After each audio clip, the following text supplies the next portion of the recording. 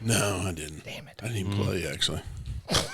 I got blocked in, and I was like, well, I guess I can't leave. He sends a message, I'm going to build us a recording studio. Oh, that'd be nice. If I won the lottery. Yeah. Okay. I requested for a bar to be in the recording studio somewhere. Can you turn down my headphone just a little bit? You bet. That's a little too loud for me. Oh, it's going to get worse. That's better. That's better? Yeah. It's going to get worse. I'm going to let you do this. Nice. I think you should go ahead and start recording in case you need to start. Oh, good job. It's red. Glad you were thinking like that, Bill. That's Okay. I think it'd be good to Why is fix your my mic? mic. Yeah, why is your mic pointed Pointing at at your your boobs? chest. Yeah. I have You're eyes. supposed to play games. All right. Okay. What I was thinking was we talk on the introduction to Bob.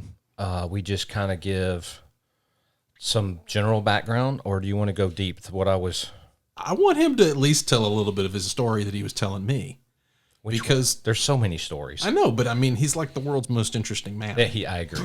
This is doubt Bob. that. He is definitely. Nice. And it is. so, yeah, and there was the surprise at the Party. at the party that, excuse me, you didn't know about, and I've known him for a few years, but you've known him quite well, and you still didn't know that. So yeah, there's all kinds of stuff, I'm sure. It seems like every time we take a vacation and Bob tells a story, you're like, damn, I never heard that. Didn't know that one.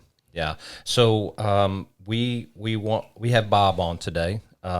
We'll leave it at that. Bob is a family member, and I like what Bill just said. He's the most interesting man in the world, like legit.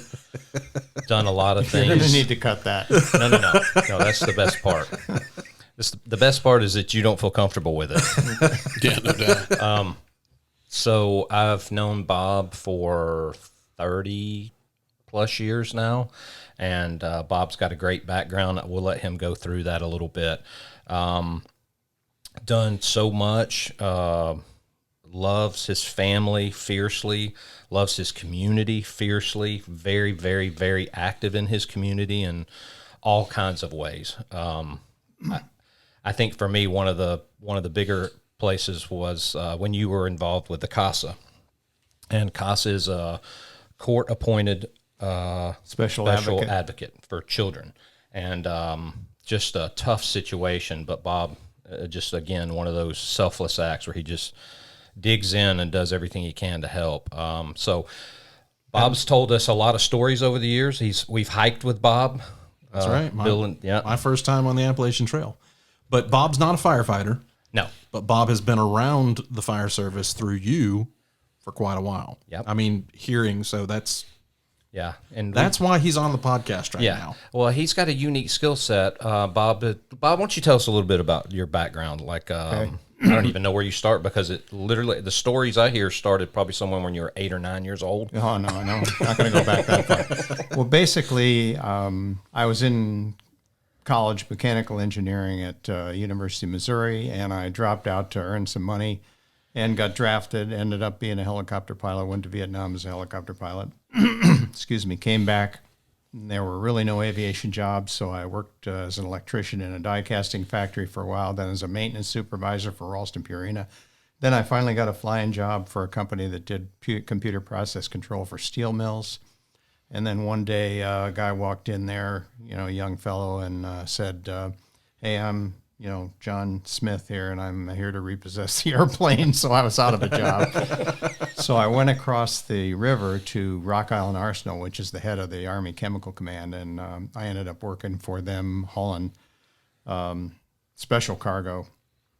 And in order to get a promotion, there was an opening in Atlanta. That was in Iowa. At any rate, I came down here and bid on a job which amounted to the chief instructor for the ForceCom Army Detachment and Colin Powell's pilot. So I did that for a number of years, and then went to work for Midway Airlines. And then when Midway Airlines went out of business, I ended up at the FAA for 20 years as an FAA inspector and did a lot of flying on the side. But it was really a great job. I did accident investigation. You do everything as a general aviation inspector, from parachute jumps to ag spraying and, of course, accident investigation. So, and a lot of training. And then I retired from the FAA about 7 or 8 years ago, and we opened up a company called V1 Rotate, and myself and my partner, we do training centers for the folks that drop the water on forest fires. So I have no firefighting experience at all, other than the fact that You're around it all the time. yeah, other than from the aerial point of the view, which is aerial spraying. And so at any rate, that's kind of my background. And so I appreciate being asked to come and talk. I put together some kind of random thoughts, but we'll see where it goes. We've talked about this for a while. Yeah, I mean, we've wanted to have Bob on since I think we hiked on the trail. Yeah. Because we were talking about, and I definitely want to get to this, but I'm going to go back to something else first. But we talked about purposeful noncompliance. Yeah. But you kind of went over something that just kind of blew me away at the party, which was in your background. You were Colin Powell's personal pilot, and I mention Colin Powell all the time on this podcast. I mean, I've read a lot of books, and I really like the way he did leadership. And how many years were you? I was down there for 4 years, 4.5 years, something like that. Yeah. But yeah, that was the Army headquarters for all of the continental United States was down at Fort McPherson. okay. I don't want to, there's going to be so much of this I right know, here, I but know. there was one thing that kind of blew me away when Bob started, when he started getting involved in the tankers, the air tankers, right? And dropping the retardant and all. And we were talking about it, and I was just blown away. And one of the things, and correct me if I'm wrong, one of the things that kind of shocked me was it was the part of the industry that didn't have flight simulators, right? That's correct. So that means those guys have got to do this OJT Live. and is quite problematic. Just recently in November, Craig and I worked with 2 companies last year, and the culmination of it was to go over to Milan, Italy for 30 days, because that is the world's only seaplane simulator over there. We did the Scooper airplane, the CL-415. It's a Canadair product, and it scoops 14,000 pounds of water in 10 seconds. And so it's an amazing thing, and the simulator's amazing, and the fact that it's a touch screen, you can, use your finger to put a forest fire on the side of a hill. You can set the winds to blow the winds over the hill or down the hill or across the hill.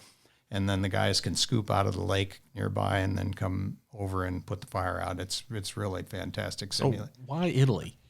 I mean, we've got enough that's where fire it's at. here. Oh, but absolutely we do. And that's going to happen pretty soon, I think. But the Greeks and the Italians and the French have a ton of these airplanes over there.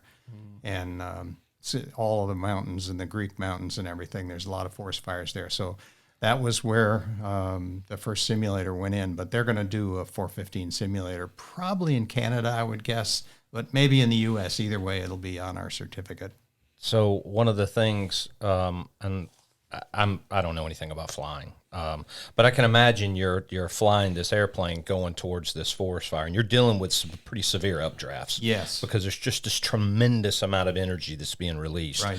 So imagine fighting this plane over that. So you're fighting this tremendous updraft, and now all of a sudden you dump the majority of the contents, and you immediately cause the weight of the plane to decrease so rapidly that it even shoots up even further, and the stressors, I'd never thought about that. Not only does just it blew shoot me up, away. but the nose pitches up severely. So you have to be just full forward yoke. You're full power already, but full forward yoke, and trying to keep the thing from stalling. Because if you just let it do what it's naturally going to do, it's going to come up and stall. So it's a very hazardous thing. And here's the other issue that the simulator does such a great job on. When you're doing OJT in the live airplane and you're coming down with especially retardant, which normally the retardant goes down on the sides of the fire, and then the water tankers do the center of the fire. So the retardant has specific things on the drum that, this needs to be dropped for dispersion at 500 feet or whatever, 300 feet. Okay. Well, that's hard to tell. It's hard to do with a new pilot, and it's very dangerous when you're live, So you can bring the guy down and you can let him make a pass, and you can look at the IOS, the instructor operations board, and you can see, no, he did 300 feet. Hold on just a second. I'll back you up. Let's go down and look at what the sight picture looks like at 500 feet. I want some muscle memory here for you to understand how this really looks, you know. And you can do that over and over again and get him to understand what that sight picture looks like and what the climb out's going to look like. So it's a very, very valuable thing. It's going to save these guys about $1.5 million a year in training costs alone. So how prevalent are accidents in this line of work?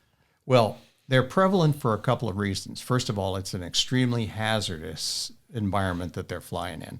There's two things that airplane accidents that are on the high list of airplane accidents. One is called CFIT, which is control flight into terrain, which is a perfectly good airplane that flies into the side of a hill for whatever reason, maybe the weather, et cetera, and wind shear, all right? And wind shear, as Shane mentioned, is a big thing. Right. And wind shear is sort of a peripheral training area, and CFIT is sort of a peripheral training area for the airlines, but it's a major event for these guys. So we've got some very severe wind shear profiles that are put in the and the combination of the wind shear profiles and the massive changes in the longitudinal pitch and the weight changes, you know, to lose 14,000 pounds in 5 seconds. So that all makes for some very interesting training and good learning. So you've got special planes that are unlike any other planes in the world. No, this one is. This is purpose-built. But the big tankers like the DC-10s, BA-146s, those are old airliners. Right. But I mean, converted. This, in all of aviation, this is a very, very special group. Oh, yeah. Right? Oh, yeah. So you've got special planes, and it sounds like you've got special pilots. Yes. How do the normal pilots become this kind of a pilot? They never started out being normal. Well, that's kind of where I was going. What kind of person ends up saying, you know what, I like flying, but I really think I'd like to crank it up a notch. Yeah, I really think I'd like to fly over fire. Most of these guys are bush pilots that come from Alaska. They're taking people out to fishing camps. Sense. They're going in and out of tight areas. Yeah, that makes sense. So is it just experience, or I mean, are they like cowboys and wildcats? And That's what I'm thinking. That is a major issue. That is a major issue. So not a benefit necessarily, Right. but Well, an issue. Many of them. Maybe a benefit. Well, though. I mean, you do need somebody that's you willing need to. those. We've established you that. can't teach courage. So Yeah, and there's a when you think about the way the Air Force trains, all right, there's a definite split between the fighter community and between the tanker or cargo community. And one is a single pilot operation. You know, you're out there in your F-15, you're all by yourself. The other is flying a KC-135 tanker or a C-130. That is a crewed airplane. A crewed environment is a totally different environment, thought-wise, than somebody out there hot dogging around by himself.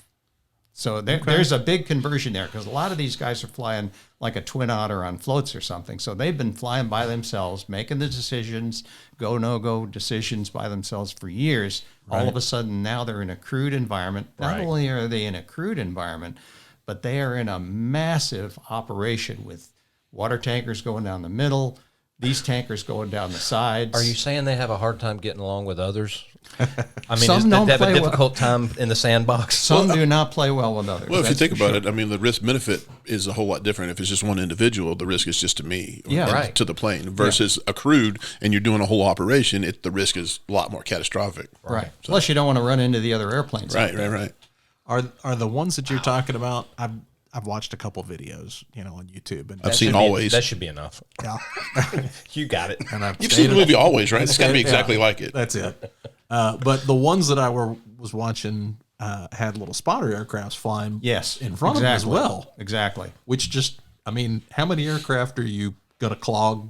In a small area. Yeah. There could be half a dozen aircraft of different sizes and different speeds operating in the same AO. Wow. And you said there's accidents pretty regularly?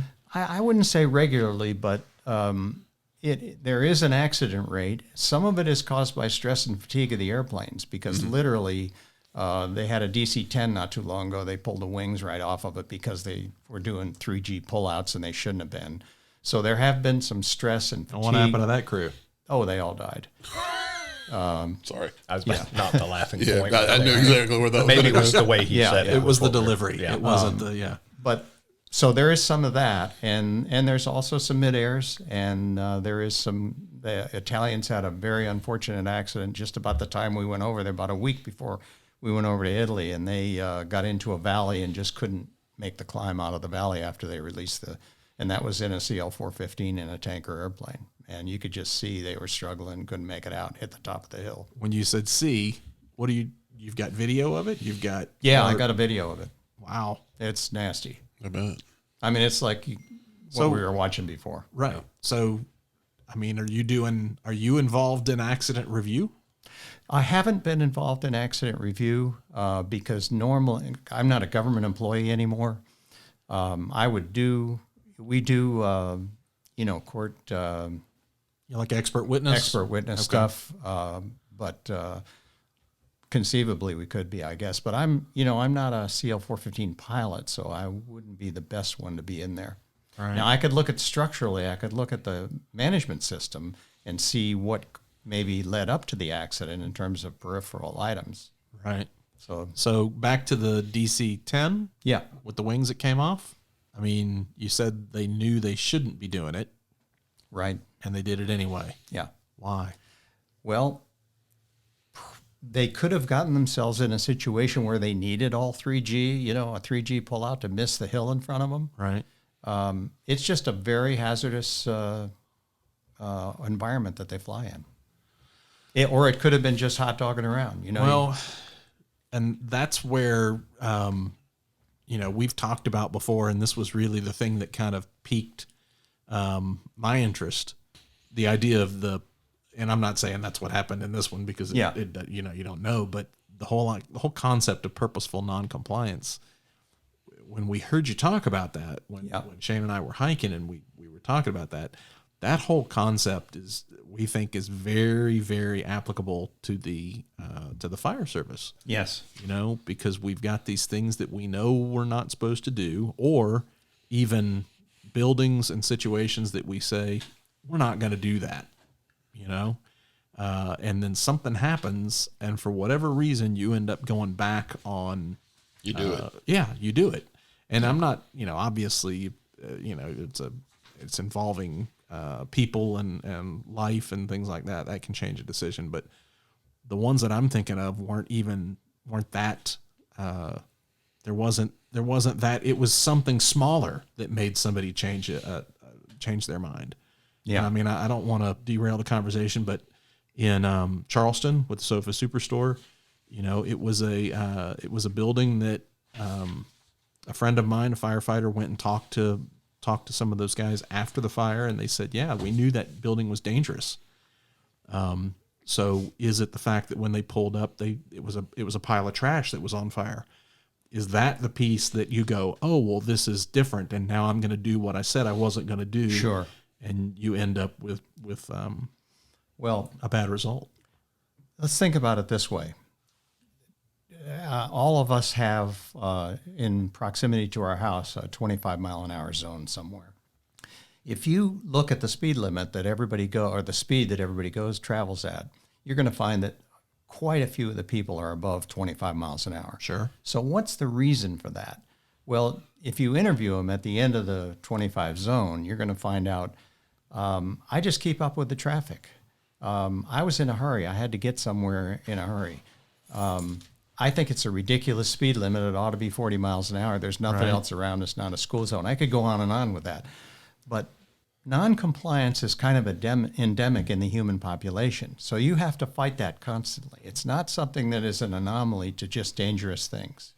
So, you can have unintentional noncompliance from, I've listed a couple of things here: lack of knowledge, inadequate training, a memory lapse, lack of practice, misapplication of a procedure, or a stress, distraction, that kind of thing. And you can have deliberate noncompliance, trying to optimize your operation, saving time or effort, saving resources. I've got a better way to do it. A workaround being SOP doesn't work. You know, Right. sometimes management creates an SOP that just doesn't work because they never ask the line folks, hey, is this operating? Right, Well, hell no, right. we don't do that. Okay, because- we can stop right there. No, I want to go back through that list. Can we go back through that list one at a time? Sure. And what I'd like to hear is try and tie this into behaviors that we've seen in the fire service. So Sure. What's the? No, you can just read them off. What's the first one? Lack of knowledge. Yeah, lack Oh, of well, knowledge.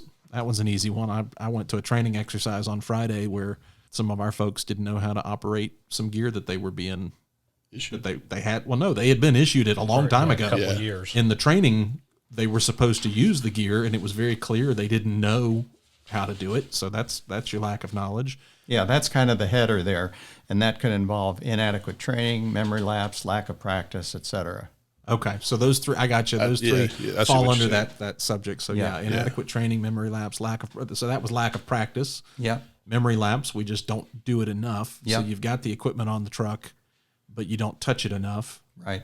And then inadequate training is just that nobody ever really showed you how or why. But I put that back on firefighters as well, though, to a certain degree. If you got it on the truck and you don't know what it is or you don't know how to use it, you ought to be asking a question. This is the culture, though, I think. Well, it is, I but think that a lot of that's- times you have to have that officer or whatever that creates that environment for you to do that. But I think the rookies create that environment when we send them out, too. Because the rookie is this perfect opportunity to go, hey, what's this? And everybody else has to go, you know Yeah, what? but the thing is that's not typically what happens because that rookie's doing everything they can To fit to in. assimilate to that.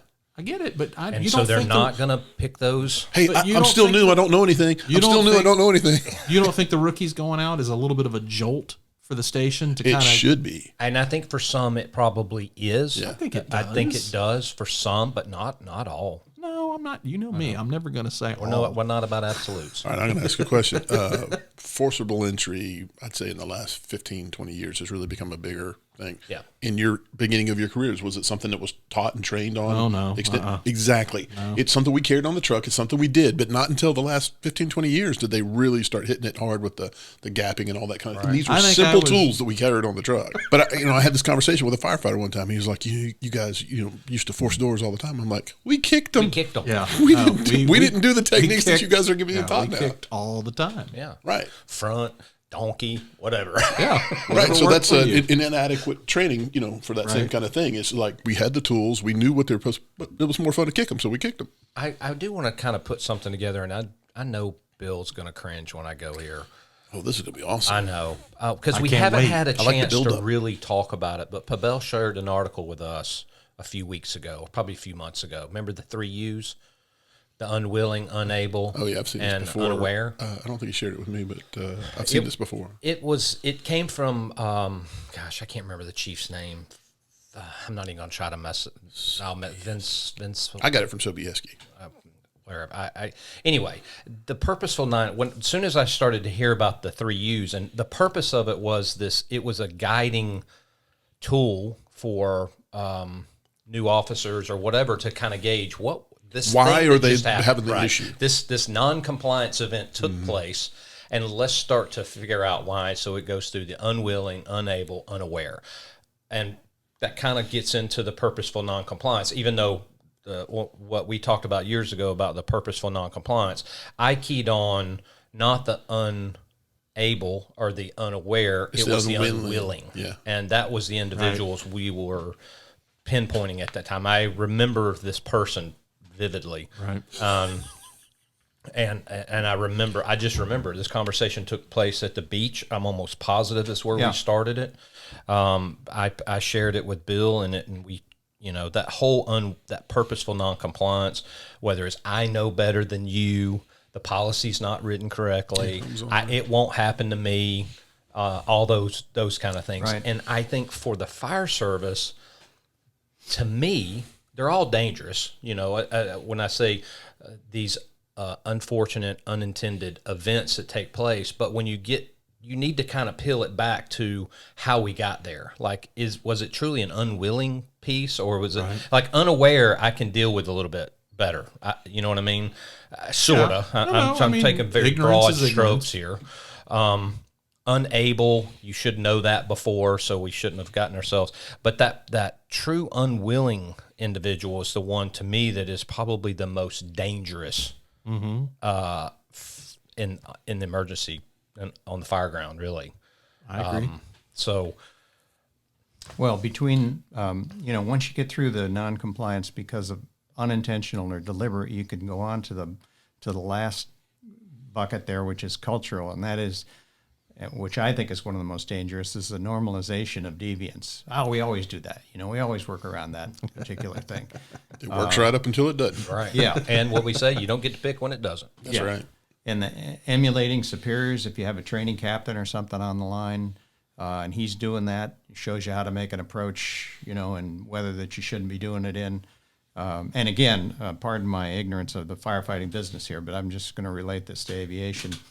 Or inadequate oversight. People are just not watching what's going on. Who's supposed to be managing the scene or the flight or the... No, we suffer from those three very, in my opinion, significantly, especially that first one, that normalization of deviance. And that sounds very aggressive, I think that's that bad behavior. I think that's our whole discussion on luck, where we got lucky on the previous time. And it reinforces the trying. And it goes into our mental Rolodex of, well, the last time I had this is what I did, and it came out okay, and therefore, let's do that again. So it's calling it normalization of deviance is a little bit more... clinical. Yeah, no, but there's a little bit more of an edge to it. That's a negative. Yeah. Okay, but there is what's called heuristics. I don't know if you're familiar with heuristics, but it's a shortcut that we in the high tech kind of dangerous business that we're in, firefighting or aviation, use, because we have experience and we have training and we can take these shortcuts. We don't need to go down every possibility to make a decision. You have the observation, you do the analysis, and you do an action. Sometimes it's that fast, Sometimes it isn't. Sometimes you have a lot of things that go on, but I'll just give you an example of heuristics. Guy takes off in his Cessna 172 at night. He's flying, going somewhere. It's no big particular deal. He doesn't need to be there at any time. He looks down about 10 minutes in the flight. He sees the fuel gauge is at 0. Oh, crap. Well, what's the problem here? Did the line guys forget to fuel this thing? I told them I didn't check the tanks, but they should have fueled it. Or is it a bad fuel gauge? Did we have an electrical failure of the fuel gauge? Well, there's no pressing thing, so he decides to land at the nearest airport and check it out. Sure enough, it's a bad fuel gauge. Okay. A year and a half later, he takes off, and he's going across the water out to Martha's Vineyard or something at night, and he looks down about 15 minutes in the flight and sees the fuel gauge is at 0. Well, heuristics is going to lead him to think, boy, first of all, I got a very important business meeting I have to be at 8 o'clock tonight. And he's going to think, there's a possibility that this thing is a bad fuel gauge. So, and again, you got to look at the context of it. Are you going over water? Are you at night? Are you over a lit area? Is there good moonlight where you might be able to land on a road if you actually do run out of fuel? So all of those things are going into this fairly complex decision-making model. But heuristics leads into it because he had that experience, and that's in his memory bank. Right. Well, no, I think there's so many examples that I can think of from my past that falls right into that. As far as the three items that you were focusing in on, Shane, this may be. We got handouts. So the objective to try to get around these things is a culture where everyone does the right thing when no one's looking. That's the ideal. And procedural compliance universally recognized as a sign of professionalism. When you get those combinations there, you're on a good road to trying to get a handle on this stuff. Can you say that again? A culture in which everyone does the right thing whether nobody's looking. And then procedural compliance is universally recognized as an element of professionalism. So, man, that last one's good. I like all of it's good. I think from a leadership standpoint, I find myself in a very unique situation where I'm no longer necessarily supporting leadership. I am the leadership, where I'm trying to create something in an organization. And that hit me a little bit right there, you know, because you start thinking about that first one about, you know, that culturally creating, doing the right thing when no one's looking. How do you, and not that that's not happening now, but how do you, what's the process look like to make that happen or to support that? And I have to believe that has to start at the top and at the bottom. At the top, you know, as far as establishing examples or what we've often said, you know, what you tolerate is kind of what you get. Right. So there's a level of... I think that's an important point. If I had to do this over again, I would put these backwards. I would put the first one first, or the second one first. That the procedural compliance is a element of professionalism. Once you ingrain that in the folks that you're dealing with, then the culture becomes, they're going to do the right thing. And I agree with that. And the reason I think that's important is because in my head, that's the foundational piece. This is what procedures say we do. We agree with it. And if there are procedures in place that we don't agree with or we do not think are correct, then we should make the steps to fix those procedures, rewrite them, resubmit, whatever, not just don't do it because we know that's wrong. And do you have the feedback loop to get that information? Right. I think you have to create that environment. Yes. And I think I feel like it's, golly, I'm going to say this. I'm probably going to totally regret it. I love the buildup he does for these things. It's awesome. I think I'm in an environment where that should be easier because it's smaller. Okay. Now that's fraught with issues totally in there. Saying that. Yeah, I probably will, but I'm going to say it anyway. I think it's easier to kind of create those feedback loops or create that contact, very casual contact too, which I think is important in that smaller organization rather than 1,000 members where the feedback loop requires so many levels that's got to travel through. And then the interpretations start to enter into that and the biases start to enter into that. And are you truly getting the feedback you thought you were going to get? Plus you have a cultural history in a big organization like that, a lot longer than the one you're in right now. I agree, but you're also, you get faster feedback, you get more honest feedback, maybe whatever those benefits are of a smaller organization, but you're also potentially getting less feedback. Larger sample gives you larger, if it's truly get more data scaled, right? So there is a downside to that smaller organization and that feedback. You're shaking hatches for all that's of our. That's just the pessimist in you coming out. Oh, that's what? This is the pessimist in you coming out. I got nervous a second. I just want you to know. I look up and he's shaking his head. No, I thought, oh shit. No. I'm just bagging on this. Ought to be good. No, I actually agree. I know it's rare. No, but it's sweet when you do. I know. It makes us all feel warm. Yeah, it makes us all feel good. You said something, Bill, that we're going to get back to Bob because this is about Bob and not me. But the speed at which feedback comes is something that's taken me off a little bit. Like it's like, it's right in your face. So I wanted to ask you. And it comes in a way that you need to fix it now. Right. Not let's work through the process. Yeah, let's do a focus group on this. No, do it now. Right now. So I wanted to ask you, and I actually want to ask Bob about this, but you and I have talked a lot after reading the book on Stephen Boyd, about the OODA loop. OODA loop, yep. No. And the whole point of that OODA loop is the speed that you can get through the OODA loop, which it sounds like you're talking about. You're going through the OODA loop faster than I feel comfortable with. Well, faster than you used to. Yeah. You mean John Boyd? Yeah. Oh, was it John Boyd? Oh, Stephen Boyd was in Ben-Hur. Appreciate that. Stephen Boyd was in Ben-Hur, and he played Masala. Ben-Hur's always there for you. Yeah, I know. No, wrong Boyd. Yeah, Boyd, John Boyd. Observe. I read the book too. Did you? Yes. Orient, decide, act. Yes. Right? Or did I have observe and orient backwards? I think it's observe, orient, decide, act, and then you go back and forth. Just that constant little loop. And we do that. Just firefighters. We don't even think about it. It just happens so fast. We're all doing it all the time. Situational awareness. Yeah, all the time. And some of it is shortcutted by your experience. Right. Which starts to get into the heuristics piece, which can be problematic. It can be. Because it's exactly what you said. But it also gets into the luck piece. It gets into the luck piece because if it has a favorable outcome, we're going to shortcut it and we're going to kind of go with that. Right. Instead of looking at it, actually orienting it like you should and taking in all the information, you take out parts of the information. That's such a good point because that's the individual that is, using they're leaning more towards the luck. It's always worked out for me. Yeah. Or experiences versus education. You know, like you went to a class on this, but this always worked this way. So why do I need to do what they said in the class when I've had good experiences this way? Yeah. It's this is what they taught me, and here's how we do it in the real world. Exactly. Yeah. Which we've all said. Yeah. Now that you've done with recruit class, let's show you how we really do it. Well, that just came up. It's funny Jill said that. And we've had whole episodes devoted to us deviating from established policies. Policies and procedures. That's the whole. I know. And I the whole, you know where I stand on this, I think. Go ahead with it. Well, no. I mean, I don't even know what we're talking about right now. We're being kind of vague.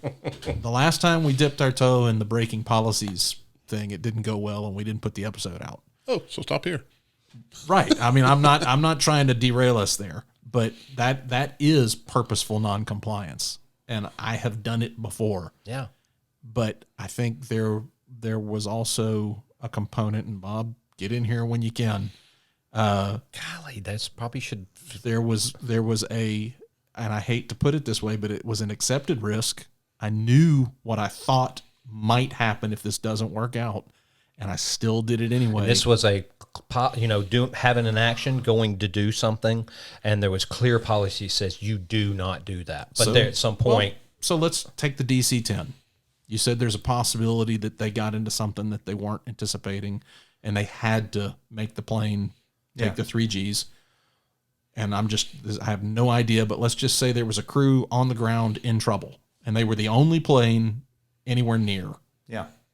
That's purposeful noncompliance, but they knew what they were doing going into it. For a purpose. And they were willing to take the consequences. Yeah. Right. Yeah. That's true, but what is the policy? The policy is basically that you leave yourself enough margin to climb out of that valley. Right. So there may be another airplane on scene that can do a better job than you can do, can get in closer than you can get in, or maybe a helicopter can get in closer than you can get in. So that needs to be in the formula when you're working in these multiple element emergency kind of things. You don't take the biggest airplane you have and send it into the tightest valley that you have. So I bet, though, Bob, and we'll push back on you a little bit here, out of complete respect, though. Yeah. I can feel it. I would be willing to bet that in your flight time during Vietnam, you had to make decisions that were well outside of policy. Oh, yeah. So we're going to stop it there. This interview was so jam-packed with concepts and revelations, and consequently ended up being so long, we had to break it into 3 parts. So be sure to check out our next episode, where we'll pick back up where we left off.